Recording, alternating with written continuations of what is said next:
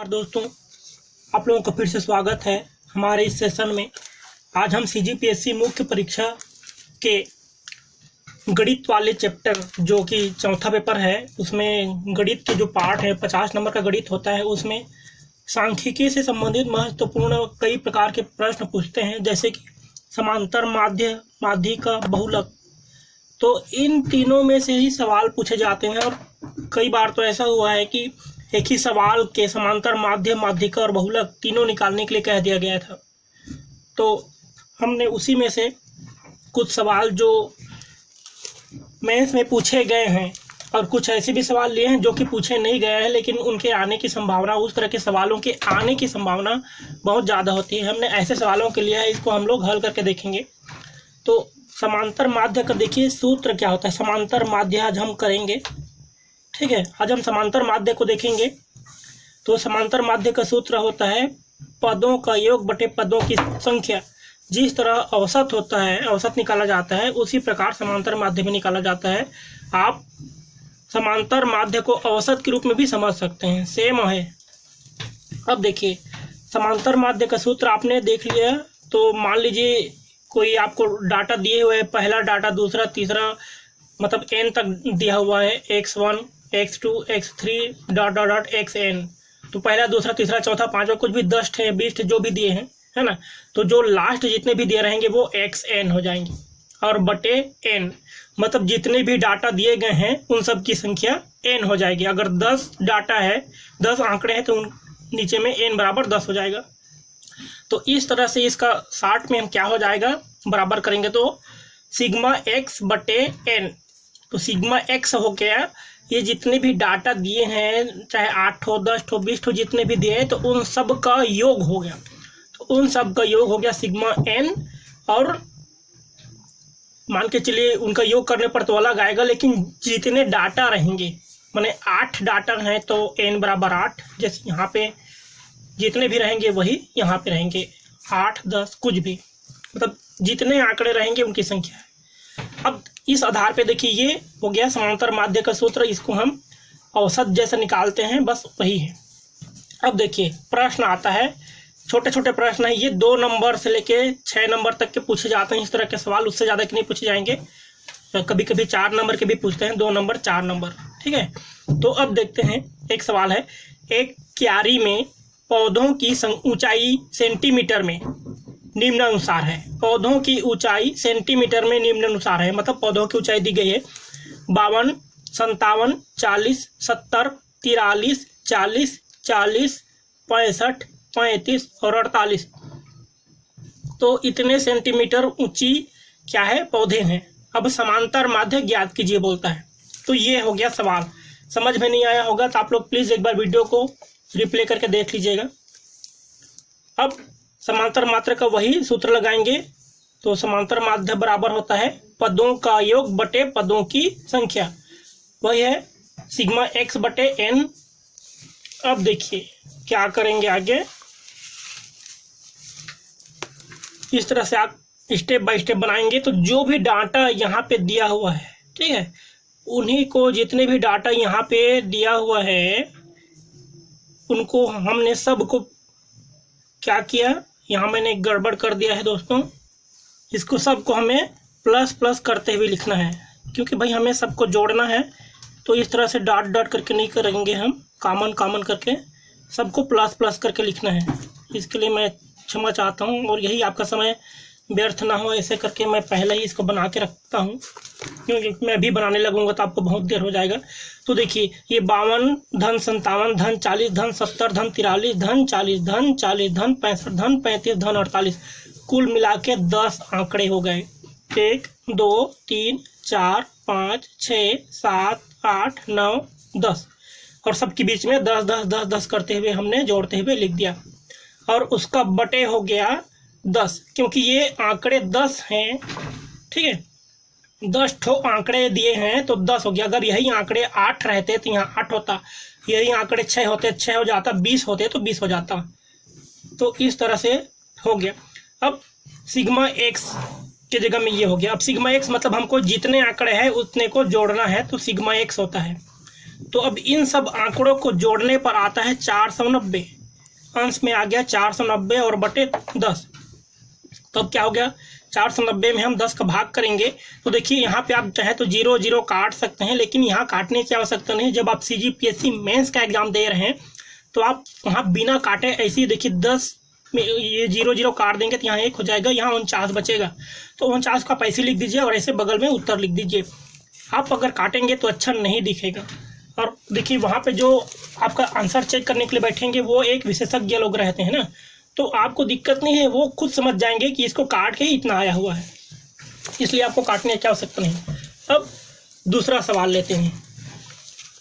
तो इस तरह का एक बहुत ही इम्पोर्टेंट सवाल है। ये देखिए इसमें है संख्याओं 4, 7, x और 9 का समांतर माध्य 7 है, तो x का मान ज्ञात कीजिए। देखिए यहाँ पे 4 कोई भी डाटा है, 4 आंकड़े हैं और ये वाला आंकड़ा जो भी होता उसके जगह में x दिया हुआ है, तो हमें इस x का मान निकालना है कि ऐसे कौन कौन से 4 आंकड़े रहेंगे जिनका समांतर माध्य 7 होगा। समांतर माध्य दे दिया, यहाँ पे एक बीच का डाटा नहीं दिया, उसका जगह x कर दिया। अब हमें उस डाटा को खोजना है। तो देखिए क्या है समांतर माध्य का सूत्र, समांतर माध्य बराबर आंकड़ों का योग बटे आंकड़ों की संख्या, उसी सूत्र से निकालेंगे। तो देखिए समांतर माध्य तो दे दिया तो उसकी जगह 7 रख देंगे और बराबर आंकड़ों का योग, तो 4 आंकड़े दिए हुए हैं, पहला, दूसरा, तीसरा, चौथा, उसी को हम प्लस प्लस जोड़ जोड़ करते हुए क्या करेंगे, लिख देंगे अंश में और उसका बटे 4, क्योंकि आंकड़े 4 हैं तो बटे 4 होगा। अब क्या करेंगे, देखिए अगला स्टेप में हो गया, ये हमको x का मान निकालना है, तो इस 4 को हम इस पक्ष से इस पक्ष में पक्षांतर करेंगे। देखिए 4 यहाँ भाग कर रहा है, हर में है तो भाग कर रहा है, और इस पक्ष में जाएगा तो 7 के साथ गुणा करेगा। तो अगला स्टेप में वही 7 और ये 4 इधर से इधर आ गया, दाएं पक्ष से बाएं आ गया तो गुणा कर रहा है, और बराबर यहाँ क्या बचा, देखिए इन सबको जोड़ दिए, 4 7 11, 11 और 9 20 हो गया, और धन x इतना हो गया। अब देखिए इसका गुणा किया तो 4 7 28 बराबर 20 धन x। अब हमें x का मान चाहिए, तो x को इस पक्ष में रखेंगे और 20 को इस पक्ष से इस पक्ष पक्षांतर करेंगे। तो 20 देखिए यहाँ पे धनात्मक है और इनके बीच में धन का संबंध, जुड़ने का संबंध है, तो ये इस पक्ष से इस पक्ष में आएगा तो घटने का संबंध हो जाएगा, मतलब धनात्मक 20 है, ये ऋणात्मक 20 हो जाएगा। तो क्या हो जाएगा, अब x रह जाएगा, तो इसको हम इस पक्ष में लिख सकते हैं, उससे कोई दिक्कत नहीं है। x को इस पक्ष में लिख दिए और ये 28 ऋण 20 हो जाता, तो हमको उसको इस पक्ष में लिख दिए, x बराबर 28 ऋण 20। तो इस तरह से अब 28 में से 20 घट जाएगा तो यहाँ क्या बच जाएगा दोस्तों, 8 बच जाएगा। देखिए x बराबर क्या हो जाएगा, 28 में से 20 घट गया तो 8 बच जाएगा, तो ये x बराबर 8। तो ये हो गया आपका दूसरा उत्तर, मतलब x के जगह में यहाँ कितना आ गया, 8 आ गया। मतलब यहाँ जो 4 आंकड़े दिए हुए तो x के मान 8 आ गए। तो इस तरह से आप दूसरा का आंसर निकाल लिए। अब थोड़ा मुश्किल टाइप का सवाल जो घुमा फिरा के पूछा जाता है, ये देखिए, ये इस तरह के सवाल आपको बड़े सवालों के रूप में पूछा जाएगा, लगभग 10 नंबर के आसपास के सवाल में, 8 नंबर से 10 नंबर, उससे कम में नहीं पूछेंगे, और ये बहुत ही इम्पॉर्टेंट होते हैं, ये आपको समझना है। तो ये समांतर माध्य निकालने के, इस तरह के सवालों को निकालने की 2 विधियां होती है। एक होती है प्रत्यक्ष या साधारण विधि, और दूसरा होता है लघु विधि, जिसे हम कल्पित विधि भी बोलते हैं। अब ये मैंने प्रत्यक्ष या साधारण विधि पर निकाल के बताया है, और उसी को अगली बार मैं आपको लघु या कल्पित विधि से निकाल के बताऊंगा, और वो अभी मैं जस्ट बताने वाला हूँ, लेकिन सवाल यही रहेगा, उसके लिए मैं अलग से सवाल नहीं लूँगा। तो देखिए सवाल कहता है निम्न बारंबारता सारणी के लिए प्रत्यक्ष विधि से समांतर माध्य ज्ञात कीजिए। अब प्रत्यक्ष विधि से हमें ये बारंबारता सारणी दिया है, वह इसका समांतर माध्य निकालना है। तो देखिए वर्ग अंतराल कहते हैं 0 से 10, 10 से 20, 20 से 30, 30 से 40, 40 से 50 और 50 से 60। माफ कीजिएगा, यहाँ 60 रहेगा।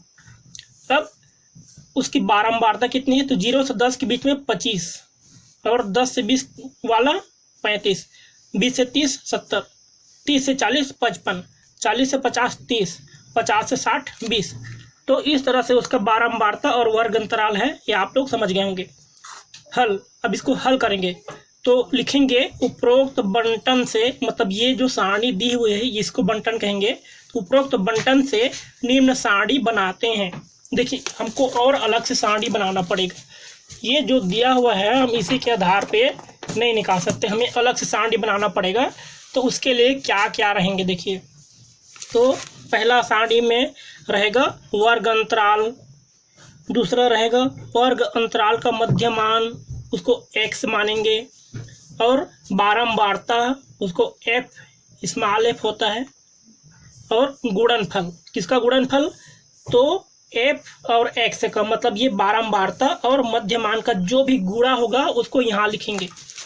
अब आपने देख लिया, अब इसके बाद हम आते हैं। तो देखिए ये 0 से 10 वर्ग अंतराल लिए थे, वर्ग अंतराल 0 से 10। अब क्या करेंगे, 0 और 10 को जोड़ेंगे, मध्यमान हमें निकालना है इसका, तो मतलब 0 से 10 की मध्य का मान मतलब बीच का संख्या, तो 0 से 10 के बीच में 5 होता है। अब उसको निकालने का ये तरीका है, 0 और 10 को जोड़िए तो 0 और 10 का 10 हो गया। अब उसमें 2 का भाग कीजिए, 10 में 2 का भाग कीजिएगा तो कितना आएगा, 5 आएगा। और इसका बारंबारता 25 है। 25 कहाँ से आया, देखिए यहाँ पे 0 से 10 का बारंबारता 25 है, हमने इसी को उठा के लिख दिया, ठीक है।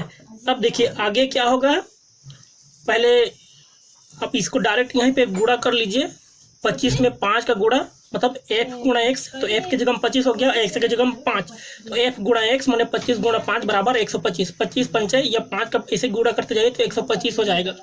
तो इस तरह से हो गया fx बराबर यहाँ 125। अब दूसरा वाला वर्ग अंतराल है 10 से 20, 10 से 20, अब इन दोनों को जोड़िए तो 20 10 30 हो गया, 30 में 2 का भाग कीजिए तो 15 हो जाएगा, ठीक है।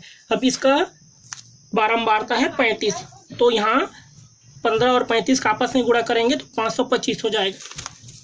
तीसरा में है 20 से 30, अब इन दोनों को जोड़े तो 70 हो गया, माफ कीजिएगा 50 हो गया। 20 से 30 के बीच में मध्यमान निकालना है, तो 50 का बटे 2 बराबर 25, तो ये 70 इसका बारंबारता है, गलती से इसी को बोल गया था। अब देखिए 70 और 25 का क्या करेंगे, हम गुणा करेंगे, तो 70 और 25 का गुणा करेंगे तो 1750, ये हो गया इसका गुणनफल। अब देखिए 30 से 40 का वर्ग अंतराल, 30 और 40 को जोड़िए प्लस कीजिए, उसका बटे 2, ये हो गया 70, 70 का बटे 2 किए 35 हो गया, 35 और 55 इसका बारंबारता है, तो 55 और 35 का जब हम गुणा करते हैं तो हो जाता है 1925।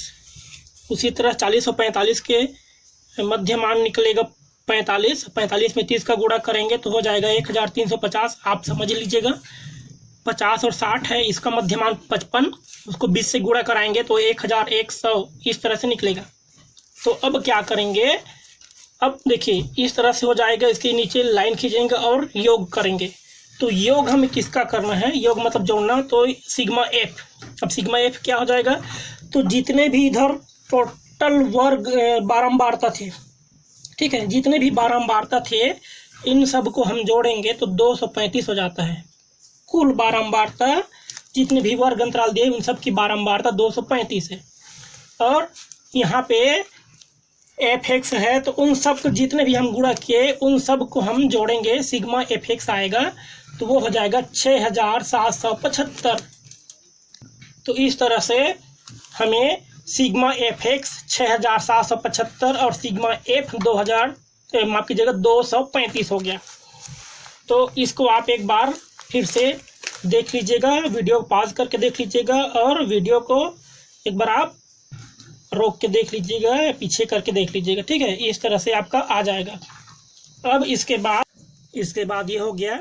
अब हम जो प्राप्त आंकड़े हैं उनके आधार पे हम अभीष्ट समांतर माध्य का सूत्र लगाएंगे। तो अभीष्ट समांतर माध्य इस तरह से हम लिखेंगे और बराबर हो जाएगा ये सिग्मा एफ एक्स बटे सिग्मा एफ। और आप लोगों को सिग्मा एफ एक्स पता है, सिग्मा एफ एक्स वहाँ से आया था, ठीक है। अब इसका हम वहाँ पे क्या करेंगे, मान रखेंगे दोस्तों। तो मान रखेंगे तो देखिए क्या हो जाएगा, सिग्मा एफ एक्स के जगह में अंश में हो गया ये जो 6775 हमें प्राप्त हुआ है, सिग्मा एफ एक्स वो हो गया। और टोटल बारंबारता सिग्मा एफ हो गया 235, ठीक है। ये गलती से डॉट था पहले से, तो ये 235 है। अब 6775 में 235 का हम भाग करेंगे तो ये हमारा हो जाता है 28.83। ठीक है, 28.83 हो जाता है। अब इसके बगल में इस तरह से आप उत्तर लिख दीजिएगा। तो इतना करने के बाद आपको फुल 6 नंबर या 8 नंबर या 10 नंबर जो भी है उतना मिल जाएगा।